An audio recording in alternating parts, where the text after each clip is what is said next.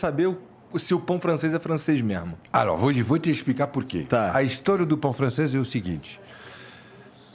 Os ricos brasileiros, no início do século passado, final de 1800, 1900, um pouco antes já mesmo da industrialização do Getúlio Vargas, os ricos na baba brasileira eram virados para a Europa, e especialmente a França, e em particular Paris.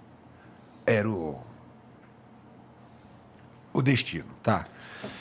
E essa época era o início da popularização na França do pão feito à base de farinha branca. Até então, o pão feito à base de farinha branca na França era só para os nobres, reis e burguesaço. Farinha branca era um ingrediente escasso. E reservada à elite. Tá. O povo comia há séculos o pão que a gente chama na França de pão preto, que hoje é o pão fino. É verdade, é verdade. Entendeu? Aí os nababas chegavam lá. Qual era a representação mais famosa, simbólica do pão branco, do pão de feita à base de farinha branca, que vem da França? A baguete. Pão, cascafinha, douradinha, miolo branco, crocantinho. Quando eles chegaram lá para descobrir esse pão, não, eu preciso desse pão no Brasil. Aí eles traziam a lembrança, alguns até viajavam de navio, né?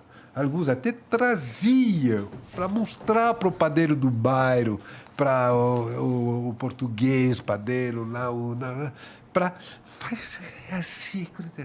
E aí, pela força das coisas, os padeiros começaram a tentar fazer esse pão descrito por esses milionários, essa elite. Entendi. E fizeram trabalhar, e criaram o pãozinho francês. Levou o nome de pão francês pela origem dessa lembrança.